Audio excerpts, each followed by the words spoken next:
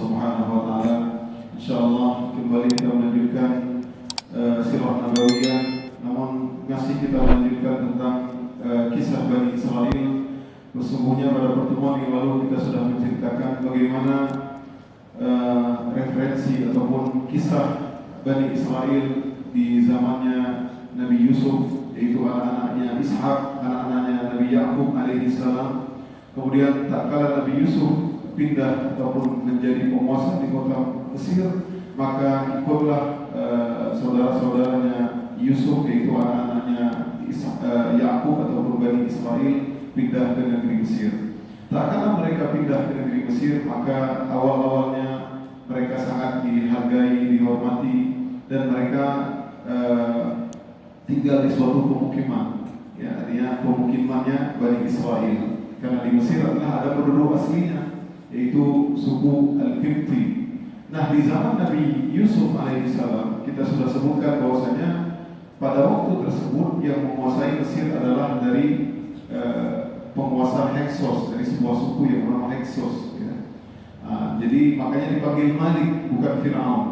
Makanya ini dengan menunjukkan bahwasanya maha telitinya Allah Subhanahu wa taala. Makanya Allah menyebutkan waqala al-Malik, ya. Sedangkan di ayat-ayat yang lain tentang kisah nanti berikutnya, kisah Bani Israil di zaman Nabi Musa, maka disebutlah Firaun. Karena Firaun adalah gelar daripada raja-raja Mesir. Misalkan di Habasyah, ya, Najasyi, misalkan di Romawi, Kaisar, misalkan di Persia zaman itu gelarnya adalah Kisra. Nah, ini adalah merupakan gelar bagi raja-raja mereka, namun nama-nama mereka adalah tentu nama yang lain. Nah, ketika di awal-awal Nabi Yusuf, maka tentu Bani Israil masih dihormati, dihargai. Setelah Nabi Yusuf alaihissalam meninggal dunia, maka mulailah di situ Bani Israil diintimidasi, ditindas, ya. Kemudian ketika berganti yang menguasa Mesir adalah suku Qibti, maka mulailah mereka menindas orang-orang Bani Israil. Jadi ternyata memang otaknya orang Bani Israil, karena sebagian ulama mengatakan kenapa mereka suka mengeyel, tidak percaya pada para nabi dan lain-lain, karena mereka memang selalu otaknya ditindas, jadi banyak ditindas. Wallahu a'lam, ya. Tapi Allah kasih kenikmatan yang luar biasa kepada mereka. Nah, kisah yang sampai kepada kita hari ini setelah Nabi Yusuf, yaitu tentang Bani Israil, kisah Nabi Musa alaihissalam. Disebutkan dalam buku tafsir, jarak antara Nabi Yusuf dengan Nabi Musa alaihissalam, ada yang mengatakan 1 kurun, 100 tahun, ada yang mengatakan 3 kurun, ya. Hanya Allah lah yang mengetahui secara detail berapa jarak antara Nabi Yusuf dan Nabi Musa alaihissalam. Nah, kisah ini banyak disebutkan dalam Al-Quran, ya, terutama dalam surah Al-Qasas. Nanti ada surah Thaha dan banyak surah-surah yang lain yang menyebutkan tentang Bani Israil. Kenapa pentingnya kita sebutkan kisah mereka? Karena kita mengetahui bagaimana karakter mereka, bagaimana agar mereka bisa menjadi pelajaran bagi umat yang kemudian itu umatnya Nabi Muhammad SAW. Dalam surah Al-Qasas disebutkan, Inna Fir'auna 'ala fil ardi wa ja'ala ahlaha syi'a. Maka Fir'aun tak kala itu dia adalah sangat melakukan kerusakan di muka bumi. Yudhabbihu abna'ahum wa yastahyi nisa'ahum. Dan dia bermimpi bahwasanya ada anak-anak yang lahir nanti di zaman tersebut yang akan memboncang atau menggantikan singgasananya. Nah, ini anak dari Bani Israil. Tak kala dia bermimpi, maka dia menyebutkan kepada dukun, dan dukun pun dia membenarkan, ya. Dalam riwayat yang lain disebutkan bahwasanya dukun mengatakan bahwasanya nanti akan lahir anak dari Bani Israil, ya. Jadi seorang raja ataupun penguasa di zaman dahulu ini punya mustasyar, penasehat, ya. Artinya hari ini penasehat kepresidenan, gitu, ya. Namun penasehat kepresidenan dari dulu orang yang ahli-ahli seperti itu, ya, ahli mengungkap masa depan. Nah, dukun mengatakan bahwasanya akan lahir anak laki-laki dari Bani Israil yang akan menggantikan ataupun mengguncang singgasananya Fir'aun. Nah, tak kala itu Fir'aun percaya tentunya, percaya sama dukun ya. Padahal dia mengaku dia Tuhan. Dan Fir'aun disebutkan dalam buku tafsir, dalam kitab tafsir, Allah memanjangkan umurnya sampai panjang, sehingga dia pun semakin lama semakin yakin bahwasanya anal ilah, saya adalah Tuhan. Sehingga dia semakin berbuat semena-mena. Dia mengatakan dia Tuhan. Ini dosa yang paling besar adalah dosa yang mengaku dirinya Tuhan. Ya, kalau orang banyak yang mengaku nabinya, itu dosa juga. Ini mengaku dirinya Tuhan, maka sangat di puncak dosa ya. Mengaku ada Tuhan selain Allah Subhanahu wa taala. Maka tak kala berita tersebut tersebar seantero negeri Mesir, maka para tentara-tentara Fir'aun ya, maka mereka selalu melihat ibu-ibu, wanita-wanita Bani Israel, siapa yang perutnya mungkin lagi hamil, maka dilihat, disurvei. Setelah 9 bulan ditungguin, ketika lahir ditungguin, setelah lahir anak laki-laki, kalau laki-laki lahir maka disembelih. Ya, kesian anak Bani Israel. Di zaman Nazi kita lanjut terus, disembelih, ditungguin. Siapa yang ibu-ibu yang perutnya hamil, maka ditunggu diperkirakan, maka datang tentara, ditungguin ketika lahir laki-laki, coba disembelih. Subhanallah, ini luar biasa. Maka hikmah dari Allah Subhanahu wa taala, tak kala Nabi Musa dikandung oleh ibunya, maka ibunya mungkin ada ibu-ibu seperti itu ya, ketika mungkin hamil 6 bulan, 7 bulan, nggak kelihatan. Ya, Nabi Musa, ibunya Nabi Musa tidak heran, mungkin agak gendut sedikit, mungkin atau seperti itu, jadi tidak merasa ini hamil. Ya. Wa auhayna ila ummi Musa an ardi'i. Dan kami ilhamkan, kami tak kala ibunya Nabi Musa melahirkan, jadi tidak sempat ditungguin oleh tentara Fir'aun. Ya, jadi ketika melahirkan lahir laki-laki, maka ketakutan yang sangat besar ibunya ya, seorang ibu ya pasti yakin, ya udah dikandung anaknya 9 bulan ini harus dibunuh. Ya, kalau ketahuan sama tentara Fir'aun maka akan dibunuh. Maka Allah mewahyukan, ya, mengilhamkan kepada ibunya Nabi Musa, bagaimana Allah Ta'ala ya, tidak disebutkan di sini apakah ada suara ataupun bagaimana, mungkin firasat yang besar, engkau akan ya susuilah si Musa tersebut ya, Nabi Musa tersebut, maka disusuilah, maka ketika bayi lahir maka disusui sehingga Nabi Musa mengenal itu susu dari ibu kandungnya. فَإِذَا خِفْتِ عَلَيْهِ فَأَلْقِيهِ فِي الْيَمِّ وَلَا تَخَافِي وَلَا تَحْزَنِي. Kalau kamu takut maka lemparkanlah dia, buat satu tempat dalam perahu ya, maka alirkanlah, taruh Musa ke sungai ini, buang saja dia ke sungai ini, taruh tempat seperti mungkin sampan, maka diletakkanlah Musa di dalam sampan tersebut. Dia biarin, daripada dibunuh di depan mata dia, udah biarin, karena ini ilham dari Allah, dia yakin. Maka dia taruh Bismillah ya, maka dia taruh dalam sampan tersebut Nabi Musa untuk apa yang terjadilah.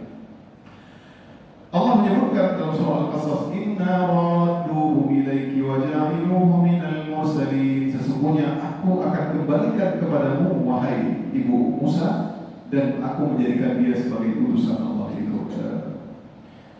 فَالْتَقَطَهُ آلُ فِرْعَوْنَ لِيَكُونَ لَهُمْ عَدُوًّا وَحَزَنًا. Maka tak kala Nabi Musa dilempar ya, ke dalam sungai Nil tersebut ya, ada satu tempat ini dia menangis. Maka diketahui bahwasanya kerajaan Fir'aun tak kala itu dia melewati, jadi arus sungai Nil tersebut lewati masuk ke aliran kerajaan yang mungkin pelataran ataupun mungkin halamannya kerajaan. Jadi segitu indahnya mungkin kerajaan yang dibuat. Nah, ketika itu Imra'atu Fir'aun ya, Asia binti Muzahim ya, di pendapat yang kuat ya, yang disebutkan dalam surah At-Tahrim ya, yang nanti dia beriman. Maka ketika dia melihat, langsung dia senang melihat Musa, dan Allah membuatnya seperti itu. Wa qalat imra'atu fir'auna qurratu 'ainin li wa lak la taqtuluhu 'asa an yanfa'ana aw nattakhidahu walada. Ketika imra'atu Fir'aun, istrinya Fir'aun melihat istri raja, maka dia senang, dan Allah membuat siapa yang melihat Nabi Musa kecil waktu itu masih baik, semua akan senang. Maka ini diambil. Dan hikmah dari Allah Subhanahu wa Ta'ala, Firaun dan istrinya tidak punya anak. Ya, waktu itu belum punya anak. Maka dia pun mengambil. Maka dia mengatakan, wahai suamiku, la taqtuluhu, jangan bunuh dia. Mereka tahu ya, ini anaknya Bani Israel karena dari model kulitnya kelihatan ya, ini anaknya Bani Israel. Disebutkan kalau orang Kipti, putih-putih orang Bani Israel dia agak kuning ya kulitnya.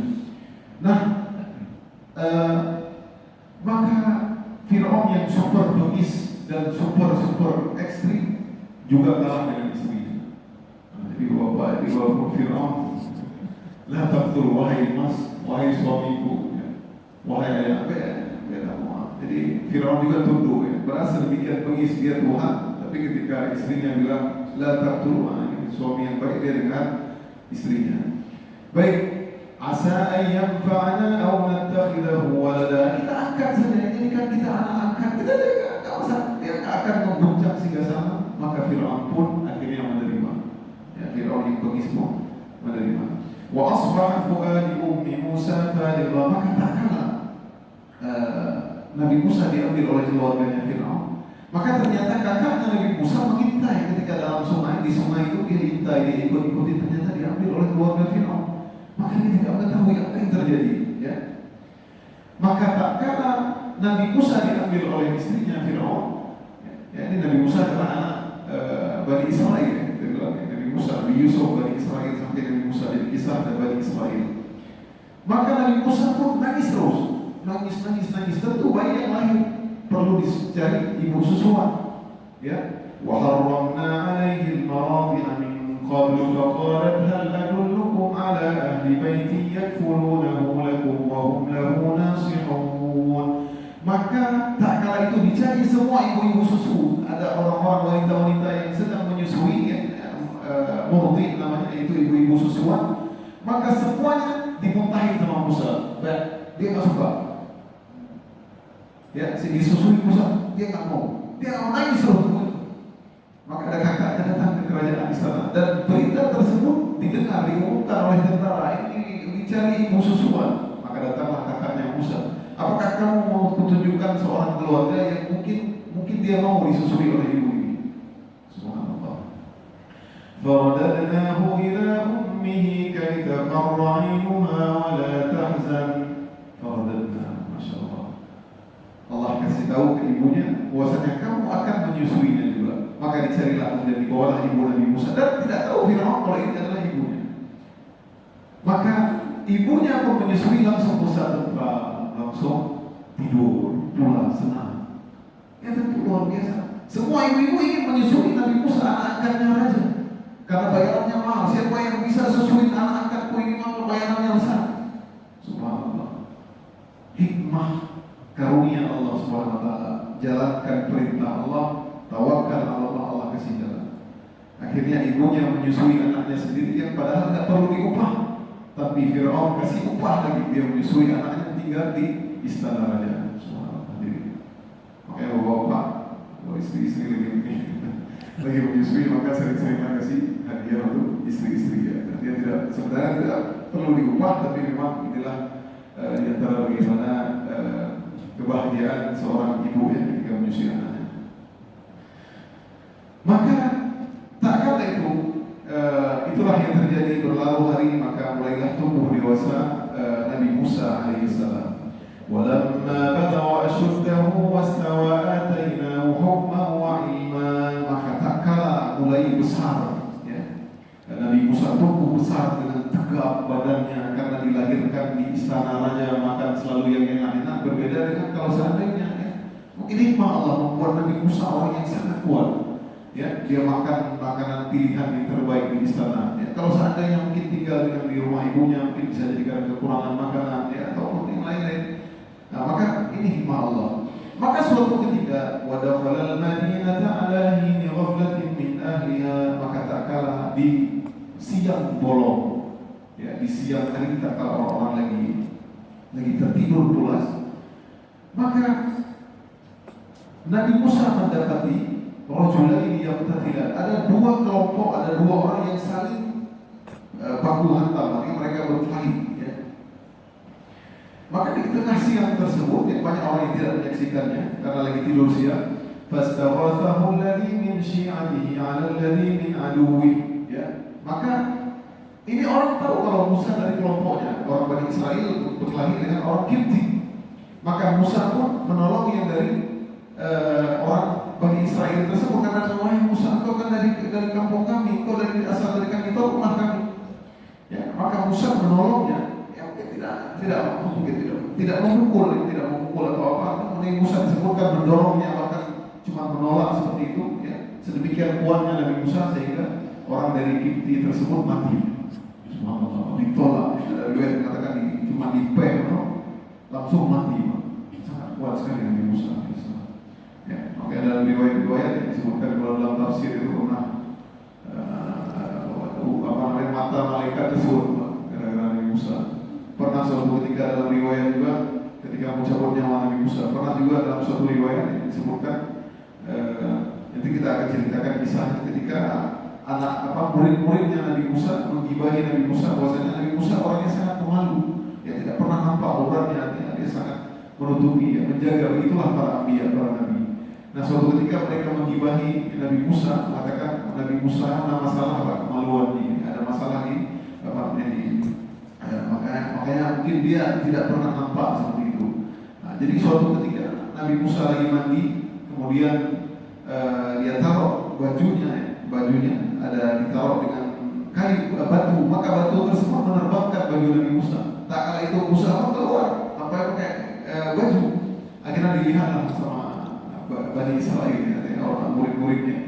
Ya, murid-muridnya itu melihat, baru percaya mereka. Dan Nabi Musa dalam riwayat disebutkan memukul batu, kembalilah, mau dipukulnya batu tersebut, ya, tangannya tersebut nempel di batu tersebut. Ya, subhanallah. Kalau kita kan bekas batu yang nempel di tangan kita, gitu ya. Ini batunya yang nempel bekas tangan Nabi Musa. Begitu kuatnya Nabi Musa alaihissalam. Makanya kalau menjadi anak-anak kuat kasih nama Musa. Ya, insyaallah. Baik.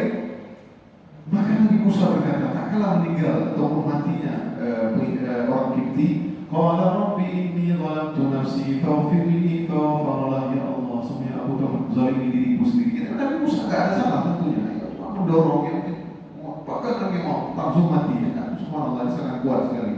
Faghfir li faghfara, maka ampunilah aku. Maka Allah mengampuni Nabi Musa karena Nabi Musa tidak sengaja. Ya.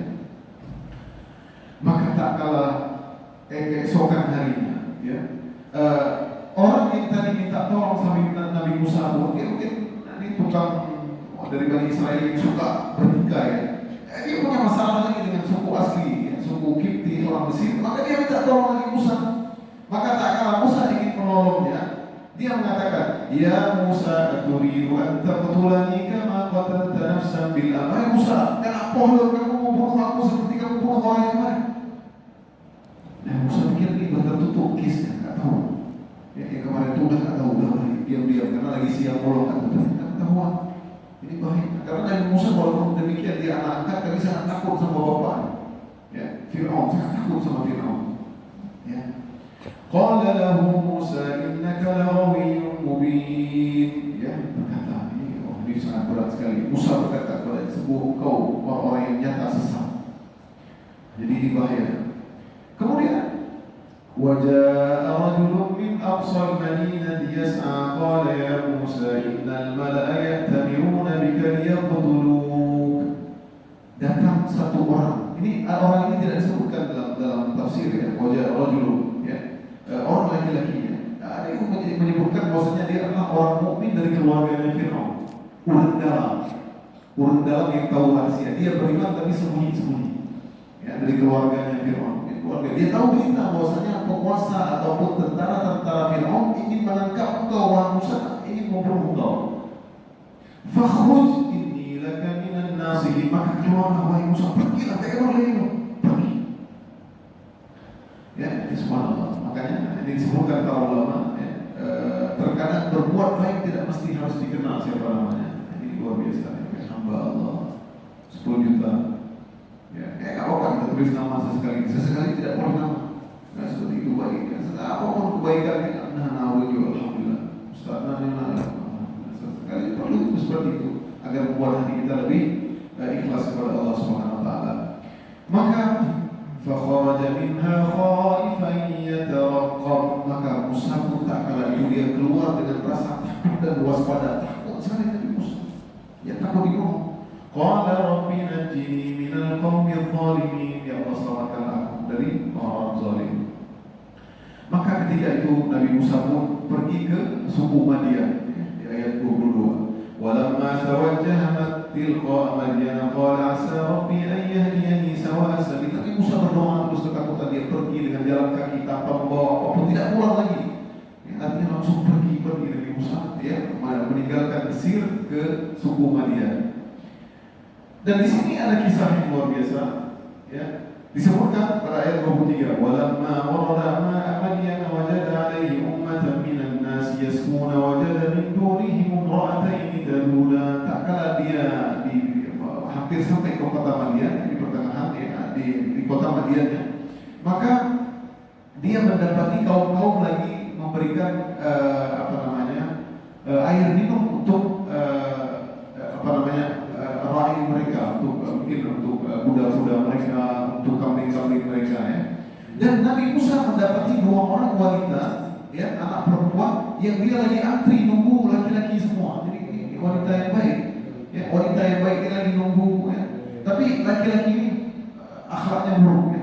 Dia tidak mempersilahkan wanita-wanita terlebih dahulu. Silakan kak, silakan ibu, silakan adik, nah gitu. Ya, ini luar biasa, ya. Alhamdulillah kalau kita enggak, ya. Makanya kalau ada antri ibu-ibu pasti bapak pasti yang paling belakang, ya. Karena kamu kalah sama ibu-ibu, kalah semua. Ya, nah, kalau ini akhlaknya buruk. Kalau kita alhamdulillah kalau ada ibu-ibu, ya, ibu-ibu dulu, ibu-ibu dulu, ya. Inilah kekuatan mama. Nah, di sini qala ma khatbukuma, kata Musa bertanya, kenapa kalian berdiri di sini? Nah, ini juga nggak apa-apa kita kita ngomong sama wanita asing, tapi ada perlu tidak masalah. Ya, nah, jangan kita tanya, apa ini adik? Jangan itu, dalam jurus saja tidak boleh. Tapi cuma nanya saja tidak apa-apa, ya. Ada apa? Qalata, berkata anaknya Syuaib, qalata la nasqi hatta yusbira ar-ri'a wa abuna shaykhun kabir. Ya, kami tak bisa kasih makan, mengambil air dari sumur tersebut sampai orang-orang pulang, mereka semua mengerumuni kami, nggak bisa, nggak mungkin kami desak-desakan dengan laki-laki. Dan bapak kami adalah orang yang sangat tua. Ya, ternyata ini disahkan bahwasanya ini anaknya Nabi Syuaib, ya. Dalam riwayat ini anaknya Nabi Syuaib. Jadi wa abuna shaykhun kabir, dan kami tidak memiliki anak laki-laki. Jadi mereka anak perempuan yang mengembala kambing, ya. Maka disitulah Nabi Musa pun membantunya, ya. Oke, coba lucu, biar saya ambil, dia bantu. Subhanallah, ini cocok nih buat suami, ya, buat menantu ibu-ibu dan bapak. Ya, beginilah modelnya. Dia mengambillah, dia datang, Nabi Musa mengambil, kemudian dia bantu. Oke, saya bantu ya orang kamu, dibantulah. Dan disebutkan bahwasanya sumur tersebut bisa diangkat, penutup sumur tersebut bisa diangkat 6 sampai 8 orang. Nah, Nabi Musa mampu mengangkat sendirinya. Mungkin sumur raya, ibu-ibu atau wanita, cewek-cewek nggak bisa, ya, anak perempuan nggak bisa angkat, ya nggak sanggup diangkat Nabi Musa. Maka disebutkan ketika mereka pertama, ya, akhirnya pencar-pencar karena mereka nggak mampu, akhirnya Nabi Musa membantu untuk mengangkatnya.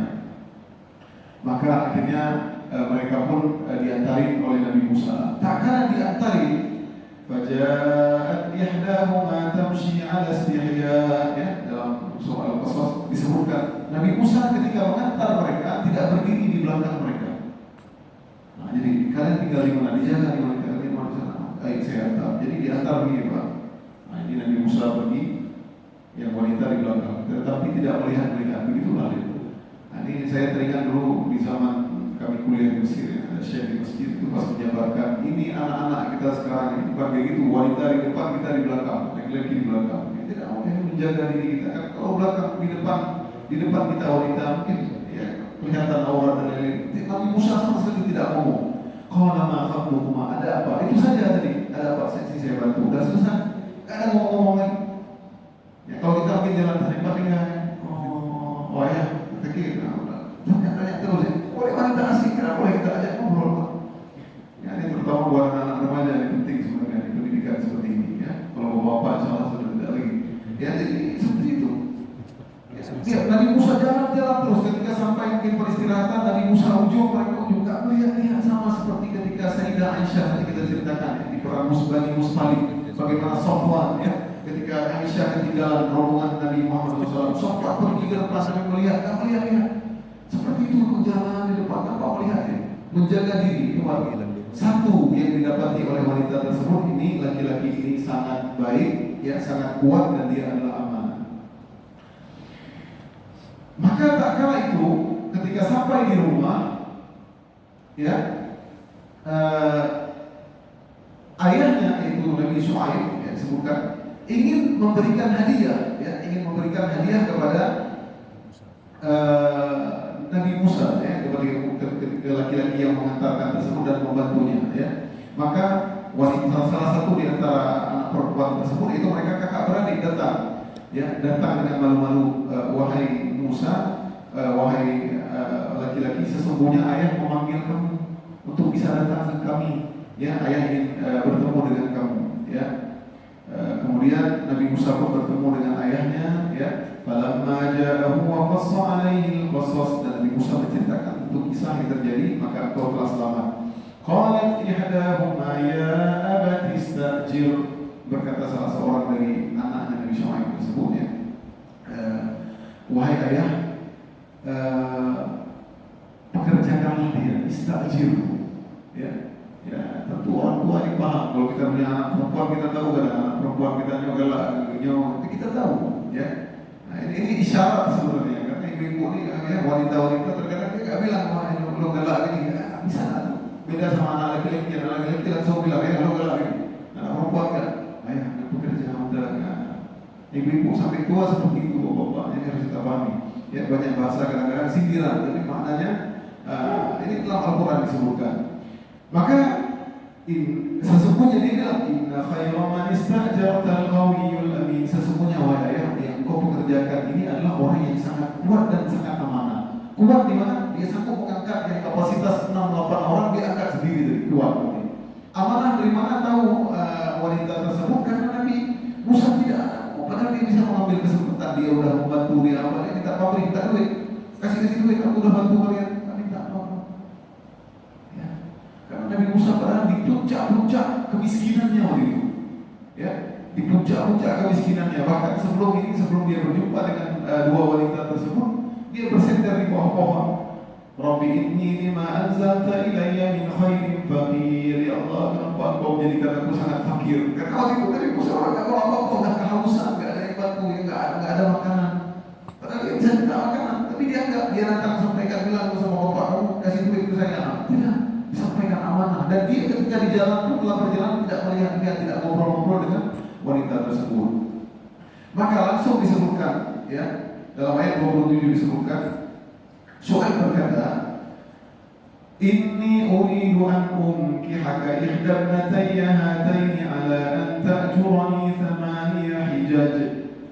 Wahai Musa, aku ingin menikahi kamu dengan salah satu putriku. Siapa yang kamu tertarik, nikahilah dia, tapi dengan syarat kerja sama saya 8 tahun. Nah, ini bapak-bapak sekalian, kalau kita anak perempuan ya, yang punya anak perempuan, saya juga 3 anak perempuan. Yang punya anak perempuan, kalau kita punya mungkin perusahaan besar, usaha dan lain-lain ya punya, ataupun kita punya kantor ataupun apa ya, kerja sama saya 8 tahun. Maharnya itu yang minta mahar sama Musa, mungkin uang pun nggak ada duit, tapi bisa seperti itu.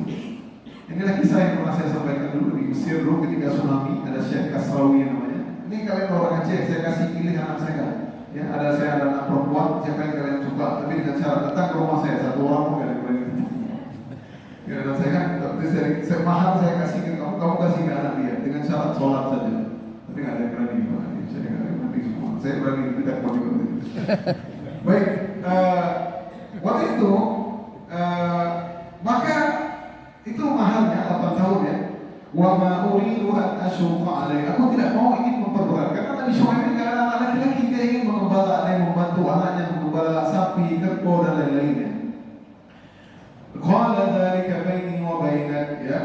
Fa in atmamta, dalam ayat fa in atmamta asyran fa min indi. Kalau kamu mau sempurnakan 10 tahun itu terserah kamu. Tapi syaratnya 8 tahun saja. Kalau udah selesai 8 tahun udah selesai, berarti maharnya semua selesai. Ya selesai. Kalau mau 10 tahun itu tambah rumah, ya itu apa namanya terserah kamu. Maka Nabi Musa pun memilih 10 tahun. Ya, 10 tahun. Tak kalah di negeri Madian 10 tahun. Nabi Musa sudah lama meninggalkan negeri Mesir. Ya, tentu dia kangen sama keluarganya, ya ingin pergi ke sana, ya ingin menjenguk mereka. Falamma qada Musa al-ajala wa sara bi ahlihi anasa min janibi at-turi nara. Ya, disebutkan maka ketika Musa telah menyelesaikan waktu yang ditentukan 10 tahun dan dia berangkat ke Mesir, ya, dengan istrinya, maka tak kala itu dia melihat api di dari gunung Tur. Dia berkata kepada keluarganya, tunggulah, sesungguhnya aku melihat api. Oh, sini kalian tunggu, karena di puncak mungkin dingin, ya. Nah, saya ambilkan api, kalau ada api sedikit kita biar mudah-mudahan kita bisa berteduh di sini. Ya, ya. Bahkan dalam surat Al-Ajidu ala nari huda, mudah-mudahan di atas api tersebut ada petunjuk. Dia melihat api, ya. Dia melihat ada api, ya. Falamma ataha nudiya min syati'il wadi al-ayman fil buq'ati al-mubarakati min asy-syajarah. Maka ketika Musa sampai di tempat api tersebut, dia diseru dari arah pinggir sebelah kanan lembah. Ya, ada sebatang pohon. Ya Musa, inni ana Allahu Rabbul Alamin. Wahai Musa, aku adalah Rabbul Alamin. Aku adalah Allah Rabbul Alamin. Ini mulai message datang ke Rasulullah Nabi Musa. Ya, ketakutan Nabi Musa, Allah. Ya, mereka tahu Allah ini Allah langsung. Ya, ngobrol, makanya disebutkan Nabi Musa adalah kalimullah yang bisa ngobrol langsung dengan Allah SWT. Tentu tidak melihat langsung. Ya. Nah, makanya nanti disebutkan dalam ayat-ayat nanti setelah nanti menyampaikan risalah, karena begitu rindunya Nabi Musa sering ngobrol dengan Allah, ngomong dengan Allah SWT, maka Nabi Musa ingin melihat Allah SWT.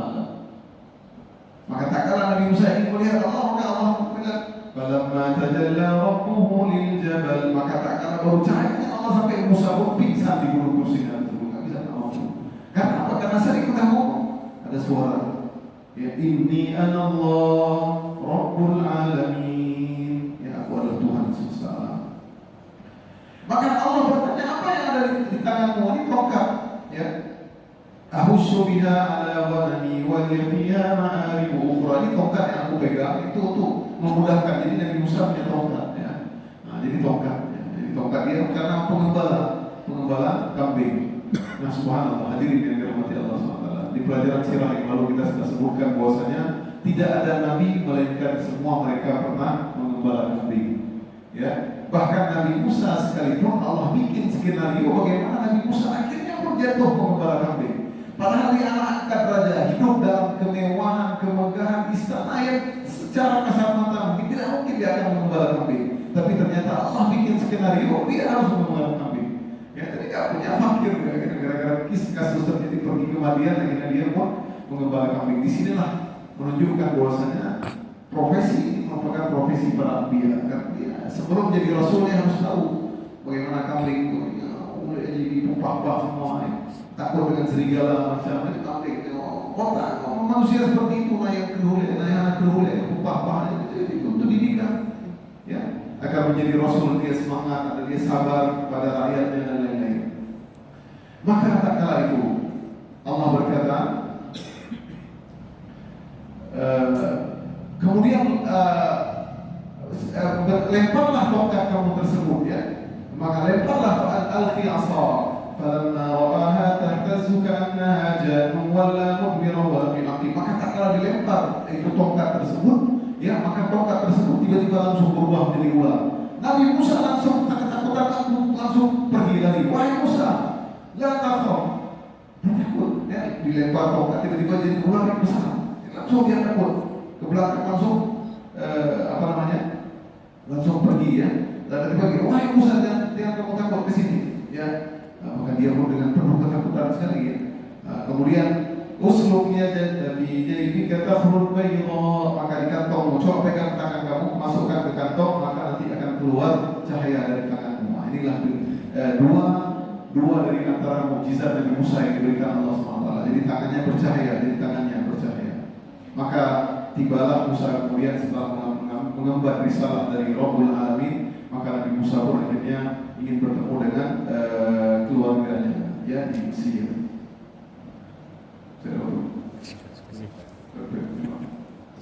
Cukup.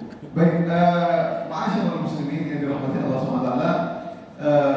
Ketika itu nanti insya Allah ini dialognya panjang ya. Nanti ketika di Mesir Nabi Musa akan berdialog bertemu dengan Firaun ya. Disitulah Nabi Musa memohon doa kepada Allah Subhanahu Wa Taala, karena dalam riwayat disebutkan Nabi Musa agak cadel ya. Allah alam lidahnya atau apa ya, mungkin tidak. Maka dia memohon akhi Harun ya. Jadi Harun ini satu bapak satu ibu ya, kakaknya Nabi Musa. Tapi dan begitu luar biasanya doa Nabi Musa, Harun pun jadi nabi gara-gara doa Nabi Musa ya. Dan Harun dia sudah lahir sebelum pengumuman untuk disembelih anak-anak Bani Israel.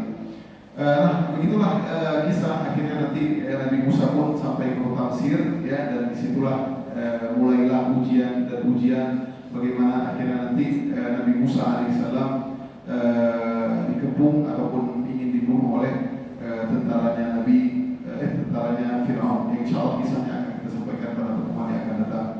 Ma'asyiral muslimin, demikianlah pertemuan Sirah Nabawiyah pada hari ini. Mudah-mudahan dengan kita tahu ini bagaimana kita tahu perjalanan mereka Bani Israel ya, sehingga bisa menjadi perhatian bagi kita bahwasanya mereka adalah keturunan para nabi ya. Hari ini orang-orang Israel keturunan para nabi Ambiya semua dari mereka ya. Ishak, Yakub, Yusuf, Ayub, semua sampai Nabi Isa ya. Namun kebanyakan mereka kadang tidak sesuai dengan hawa nafsu mereka membunuh para Ambiya, mereka tidak mengikuti. Ada mereka yang beriman, ada namun sedikit ya, demikianlah yang dapat kami sampaikan. Mudah-mudahan dengan pelajari kisah tersebut semakin kita mentadabburi Al-Quran, semakin yakin kita bahwasanya semuanya kita akan dikembalikan kepada Allah Subhanahu wa taala. Subhanakallahumma wa bihamdik, asyhadu an la ilaha illa anta